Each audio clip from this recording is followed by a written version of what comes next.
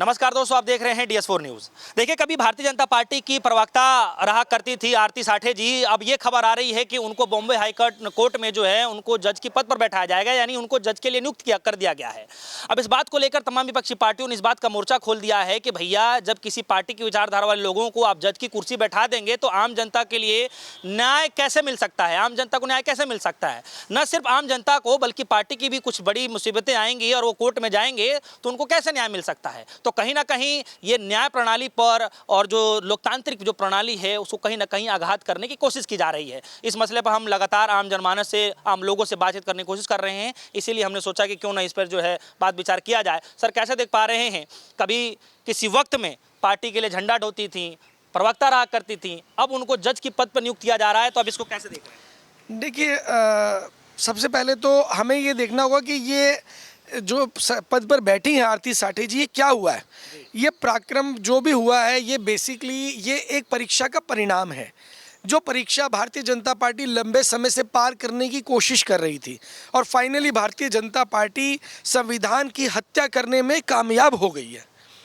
ये पूरी तरीके से आज क्लियर हो गया है। आज तक जजों को, चाहे हाई कोर्ट के जजेस थे, चाहे सुप्रीम कोर्ट के जजेस थे, उनको ब्लैकमेल किया जाता था, उनका कैरेक्टर असैसिनेशन किया जाता था, उनको पैसे के दम पे खरीदने की कोशिश की जाती थी, उन्हें डराया जाता था, धमकाया जाता था और फैसले जो हैं बदलवाए जाते थे। ऐसा सुनने में लगातार आता रहा और बहुत से फैसले हमने देखे भी हैं।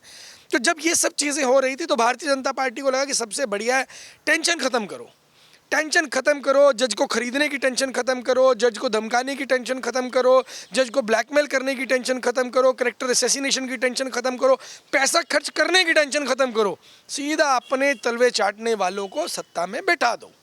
सबसे बेहतरीन तरीका है, सबसे बेहतरीन तरीका। लेकिन भारतीय जनता पार्टी शायद ये भूल गई उन बाबा साहेब अम्बेडकर को, जिन्होंने जब संविधान बनाया था तो उन्होंने हर चीज़ का प्रोविज़न किया था। ऐसा नहीं है कि अगर आज की तारीख के अंदर अगर आपने उनको सीट पर बिठा दिया तो विरोध नहीं होगा। संविधान के दायरे पर रहते हुए उन महिला जो जज बिठाया गया आरती साठे जी को, उनको जज के पद से उतारा भी जाएगा और छोड़ा नहीं जाएगा।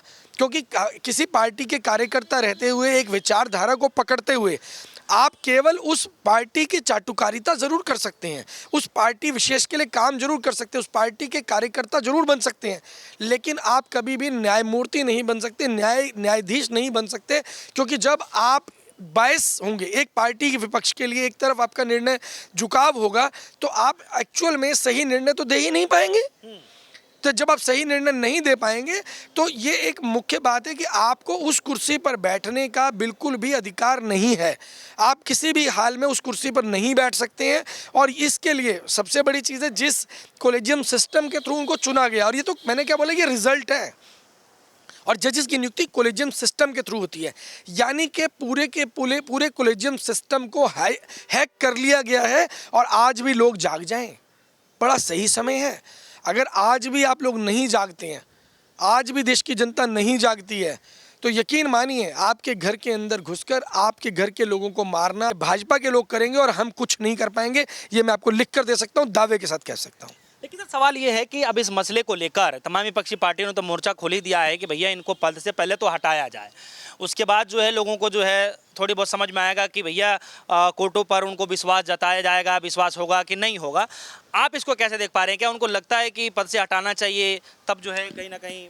देखिए, मैं केवल आरती साठे की बात नहीं करूँगा, जो भी जजेस जिनकी पॉलिटिशियंस के साथ साठगांठ है या पैसे की ट्रांजैक्शन, जैसे ऑलरेडी दिल्ली में भी एक जज जिनके घर में आग लगी, लगभग 15 करोड़ रुपए नगद बरामद हुआ, ऐसे ही और भी बहुत से जजेस हैं जिनके ऊपर एलिगेशन लगता है। उनको, उन सभी जजों को न्याय प्रक्रिया से बिल्कुल अलग करना ही पड़ेगा। अगर ये संविधान की ही खासियत थी कि न्याय प्रक्रिया और राजनेताओं को चुनने की प्रक्रिया दोनों अलग अलग रखी गई थी। वो व्यक्ति जिन्होंने संविधान बनाया वो भी तो यही करते थे कि एक नेता बना दिया जाए, वही सब कुछ कर लेगा। जैसे आज की तारीख में आरती साठे जी को आप कह रहे हैं कि हाई कोर्ट की जज की नियुक्ति दे दी गई है। अगर इसी प्रक्रिया के अंदर बात करें तो मुझे लगता है कि आने वाले समय के अंदर चीफ जस्टिस ऑफ इंडिया की जो उपाधि है वो नरेंद्र मोदी जी को मिल जाएगी और आजीवन जो है वो chief justice of India Bharat के बन जाएंगे। तो राजतंत्र में और लोकतंत्र में फर्क कहाँ रहा? संविधान की खूबसूरती को तो आपने खत्म कर दिया। क्या छोड़ा आपने?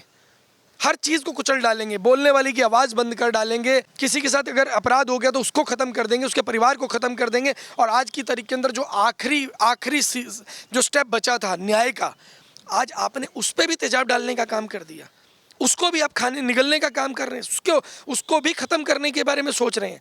बहुत दुखद है और देश के लिए दुखद है। सर एक सवाल है कि अभी हाल ही के दिनों में हमने देखा कि सुप्रीम कोर्ट में राहुल गांधी जी जाते हैं और सुप्रीम कोर्ट के जज ने भी जो है एक ऐसा ही टिप्पणी कर दिया जिसको लेकर न सिर्फ आम आदमी, आम लोग, सत्ता पार्टियां, विपक्षी जो पार्टियां हैं, बल्कि खुद वकील जो हैं सुप्रीम कोर्ट के, वो भी इस बात का विरोध कर रहे हैं कि ये गलत चीज़ें हैं। आपको किसी व्यक्ति को लेकर कैसी टिप्पणी नहीं करनी चाहिए। टिप्पणी क्या था सर, आपको पता ही होगा कि जो है अगर आप सच्चे भारतीय होते तो आप इस तरीके से नहीं बातें करते। और दूसरी तरफ बॉम्बे हाई कोर्ट में जो आप देख ही रहे हैं, तो इस पूरे प्रक्रिया को कैसे देखिए, मुझे ऐसा लग रहा है कि अगर न्याय प्रक्रिया भ्रष्ट हो जाती है तो हमारे पास जो विकल्प है वो इंटरनेशनल कोर्ट का रह जाएगा, क्योंकि फिर हमारे पास कोई ऑप्शन नहीं बचेगी।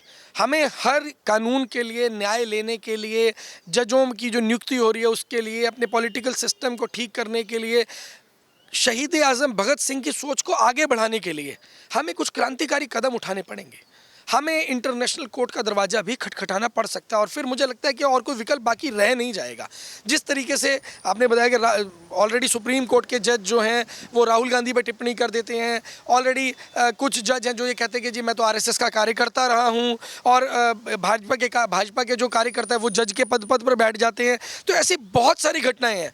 किसी के ऊपर कैरेक्टर असैसिनेशन करके कोई फैसले इन्फ्लुएंस करने का काम किया था। बहुत सारे, मतलब एक फैसला नहीं है, कोई एक आधा फैसला होता तो शायद हम मान सकते थे कि ठीक है ये तो इत्तेफाकन हो गया, या कोई एक जज मिला हुआ हो सकता है, कोई एक जज बिक सकता है।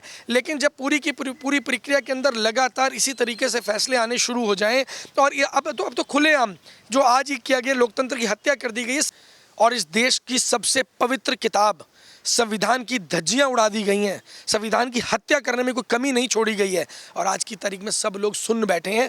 यकीन मानिए, अगर संविधान नहीं बचा ना तो धर्म भी नहीं बचेगा, ना हिंदू धर्म बचेगा, ना मुस्लिम बचेगा, ना सिख बचेगा, कोई नहीं बचेगा। अगर कोई ये सोच रहा है ना कि ये मैं बच जाऊंगा, ये बहुत बड़ी गलतफहमी में बैठे हैं। सर पहले ये खबरें आ रही थी कि जो लोकतांत्रिक चीज़ों पर, कानूनी प्रक्रिया में कोई जज हो, चाहे कोई उससे ताल्लुक़ रखता हो, वकालत में ताल्लुक़ रखता हो, उनको जो है राजनीतिक अंदर ला दिया जाता था।